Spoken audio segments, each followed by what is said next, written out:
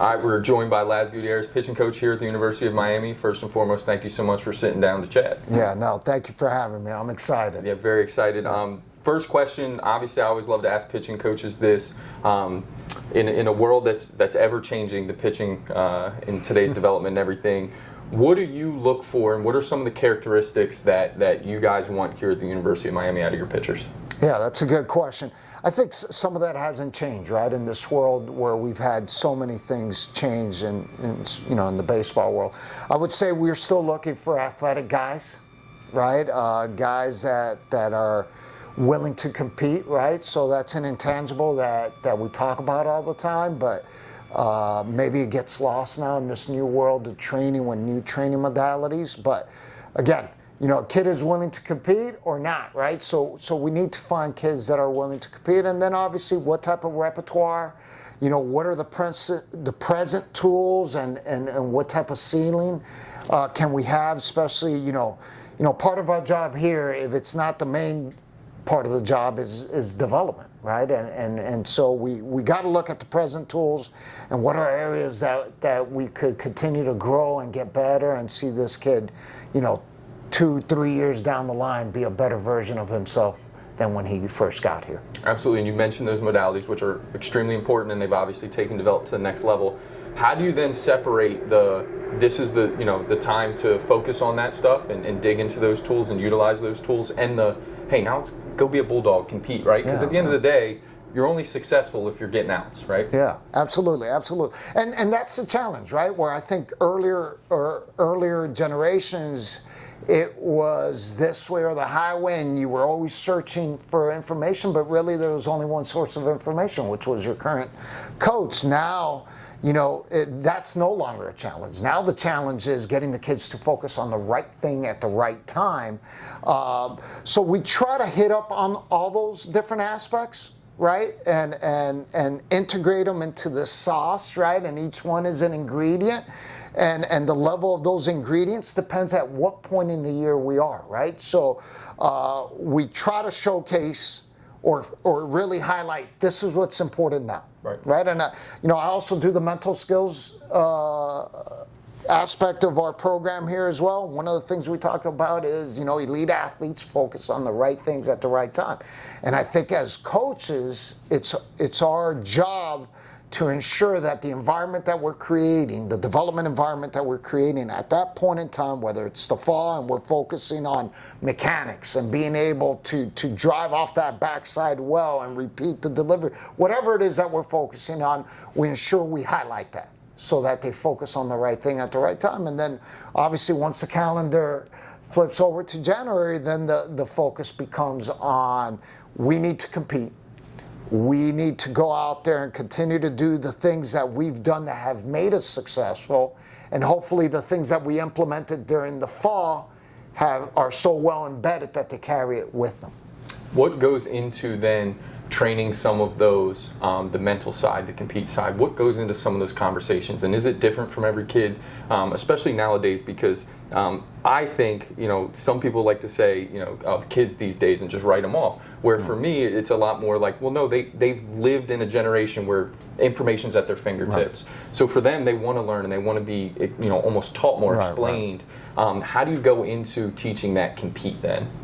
Yeah, I think that if we're going to talk about the mental side and we value it and we think it's important, then we got to go over it, right? Just like when you go to the weight room, right? And you're working on your biceps, right? And you're focusing on that and you're training it on a consistent basis. Or hitting BP, you're training that on a consistent basis. Working on your fastball, you're training that on a consistent basis. Well, the mental side is the same thing, right? It's not mental magic. It's not a magic pill, right? We need to integrate it into our daily routine and it become a proactive fundamental. So we schedule it. We work on it once a week. We have culture days during the fall where it's about team building. And then we have our mental skills days where we're working on these fundamentals, whether it's self-talk, whether it's imagery, whether it's directing your focus on the right thing at the right time. Well, if we want our kids to integrate this into their game and make it a big part of their game, well, we need to integrate it into what we do so that it's part of their routine. That's outstanding. And in an era of the transfer portal, guys, you know, instead of just getting a class full of freshmen who are all 18 years old, come from high school baseball, you're getting guys in that are 18 from high school, you're getting guys in that have spent 2-3 years in college ball, right? What are the now unique challenges of that as far as, you know, the mechanic side and pitching side, where you are now getting new guys that you may not have worked with yet at all different aspects, and they've had different experiences now, instead of just when you used to get the 18-year-olds in new that were out of high school? Right.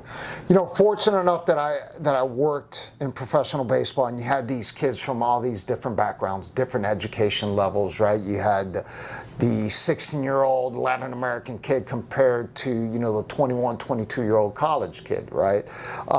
So you had to make it a point where you devise this development plan based on the needs and the unique features of that player, right? And I think that college, our window's a little shorter than it would be in professional baseball, but it's something that we do have to emphasize, right?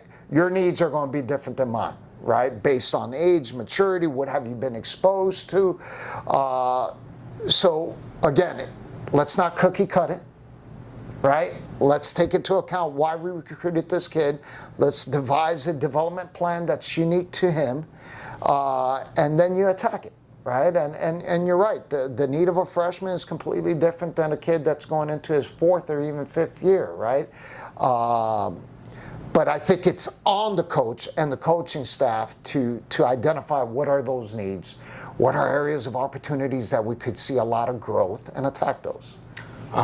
Talk a little bit about the staff that you have, the people helping you, because when you go into developing an individual plan for 20 different pitchers, you know, 20 plus different pitchers, that's a lot of work, and it can't all fall on your shoulders. I'm sure you're the head of it, but what does it take to kind of build that in the staff as a team?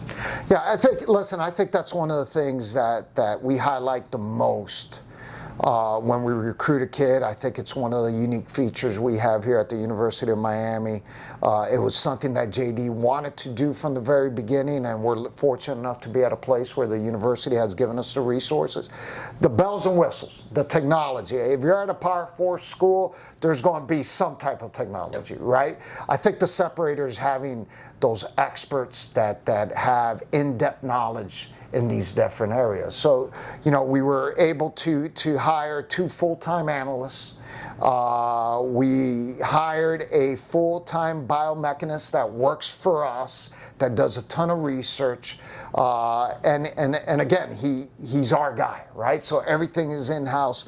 You know, we have our own strength coach that works hand in hand with that biomechanist, that works together with our analysts, that works together with our medical staff, and puts a strength program together based on that. And so when we talk about, you know, movement patterns on the mound, or being able to maybe drive down the mound or down the slope a little better, well, we integrate that strength part of it as well. That could be helpful, right? And again, I don't think that happens if it's just based solely on a pitching coach, right? And if we look at the professional model, you have these area specialists, and they come together and they create this beautiful thing where we're developing this young man from a 360 perspective. That's incredible. And you mentioned strength coach, you mentioned biomechanist, you mentioned medical team, you mentioned yourself. And back in your first answer, you mentioned athletes, right? Yeah. Pitchers are still athletes, right? Absolutely. How do what do you see in traits and characteristics that all those people go into building an athlete that makes a good pitcher, as far as mechanics go, as far as, you know, kind of their movements on the mound? What are you kind of looking for and honing in on with listen, we could go into a million things, right? And this program would probably be 2 episodes long if I gave you everything of what I thought. First of all, they are athletes. Think about what other position forces you to repeat these movements if you're a starter 100 times, right? If you're a reliever, repeat these movements in high leverage situations. You have to be athletic to be able to do that, right? Again, look at physical projectability, right? That's important. Look at stuff and how we can enhance that stuff and take it to another level. And another level could be making it more consistent, right? So to me, the thing that stands out, athleticism and getting this one individual to repeat his delivery on a consistent basis, right? And they all look different, right? There are some universal truths within that delivery, right? How is he creating that linear force? How is he able to drive down the slope? How is his center of mass moving? How is he able to repeat that delivery? How is he able to return or redirect that force with that firm front side? Those are some truths, right? Universal, right? Because the delivery or the ability to throw a baseball forces you to do that, right? But how we get to those points are different, right? And I would always, I tell our guys, again, going back to let's not cookie cut things. David Price and Chris Sale look completely different from each other. And then you have Rick Porcello that looked completely different as well, right? So again, understanding your athlete, what type of athlete is he, what are areas that we could improve on, and getting them to see that for themselves. And I think one of the great things that our staff has done is we give our guys deliverables all the time, right? And this is a challenge at every level, whether it's at the college level or at the major league level, where we get, Kenetrac's data or force plate data. Right. And we see it for one day, and then the kid doesn't hear about it again. Well, our kids, because we're fortunate enough to have a Kenetrac stadium unit, get these reports that are tailor-made, simple, almost cartoonish-like, and they're able to see, hey, this is what I was doing on the mound from a mechanical standpoint now. And again, lucky enough that we have these great people that work for us, we were able to identify differences in that delivery during the season, where we were able to make that adjustment from one outing to the next, and we saw the difference in their performance output.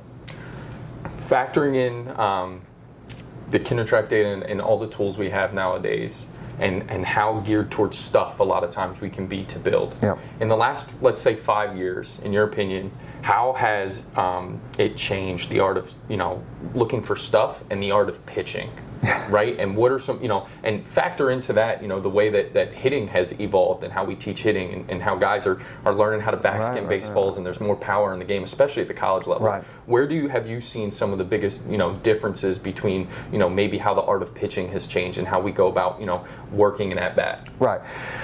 Listen, I think if there's something that stands out to me, and I catch myself doing it all the time as we're evaluating pitchers, and I'm just looking at the black and white data, right? And our mind is always looking for certainty. So it's human nature to say, hey, I got this right in front of me. Wow, this really lines up well. And then you instantly say, hey, this must be a very good pitcher. He has the ingredients to be a good pitcher. And then you look at another pitcher and you say, these pitch shapes aren't ideal. He must not be very good. But then you look at the stats, and it's good because he understands the art of pitching, right? The things that isn't black and white, right? What is this hitter trying to do against me in this situation? What am I trying to do against him?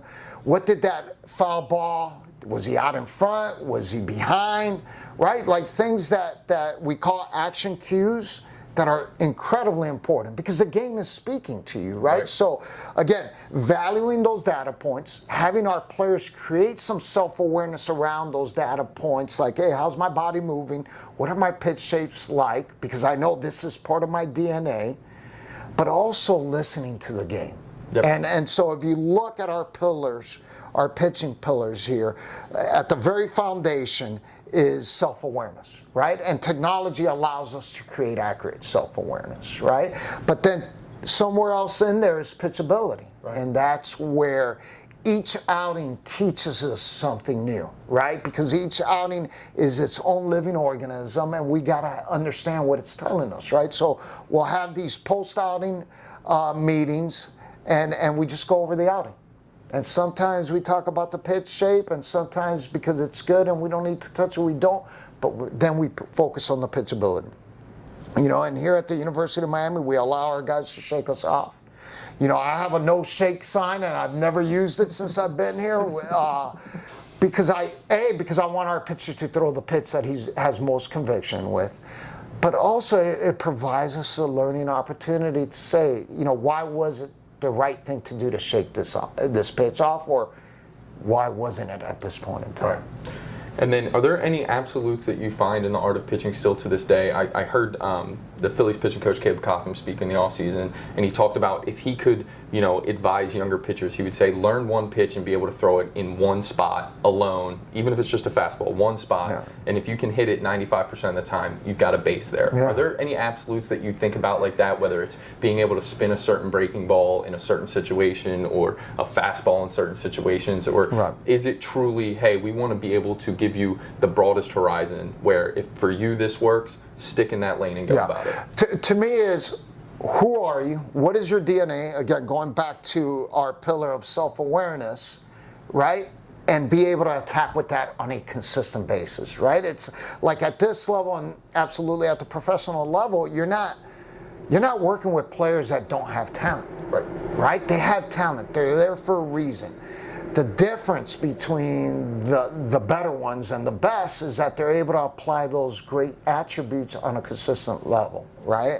And that's what we aim for, right? So what is it that I do well, and let me attack this situation with the things that I do well. And if I'm able to do that consistently, odds are I'm going to be effective, right? And then I think the another absolute is throwing strikes. I mean, I know that's not groundbreaking, and it may not, surprise anyone, but it's the truth. You throw strikes, you're going to be successful. If you win the 0-0 battle, you win the 1-1 battle, you win the first 2 out of 3 pitches, you're going to be successful. Right? You throw first pitch strike, that hitter's batting average goes down by 72 points, right? So, again, we could throw 98. Right. Our delivery could be perfect. But if we're not attacking the zone, we are going to struggle. In your experience, this might seem like a base level question, but it's something I often think about, especially at the college level, when you're dealing with 18 to 22-year-olds. How often, when guys struggle to command the zone, do you find it to be, time back to the beginning of our conversation, do you find it to be sometimes just mentality in that compete situation? And how many times do you think it's truly a mechanical thing where this guy, can't throw strikes? Because to your point a second ago, everyone we're working with at this level has the talent. I think the foundation of all of them is mental, right? And that mindset, that mentality has an effect on the delivery, right? So it's psychophysical, right? Whatever happens mentally, it's going to affect us mechanically. So if I'm hesitant to throw my fastball, well, now all of a sudden my arm speed slows up. My arm angle could lower, right? I'm getting pushy, right? So to me, is the introduction of a stressful situation and us not countering it that they are in that moment the right way, right? And that's why it's critical for us as coaches to introduce stressful situations in practice to try to simulate what they're going to face in a game, right? Because, again, we're at a point. Yeah, are there kids that come in and struggle to throw strikes consistently? Absolutely, but that's part of the development journey, right?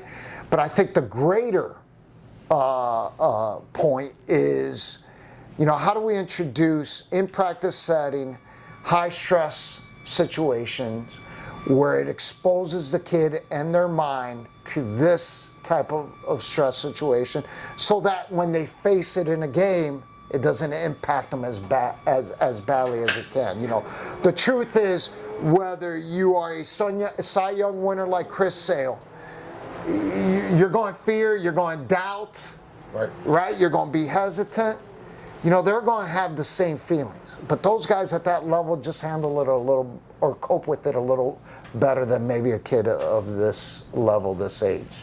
That's awesome stuff. Laz, thank you so much for taking the time to sit down with us. This has been a great conversation. Awesome. Thank you. Thank you for having me.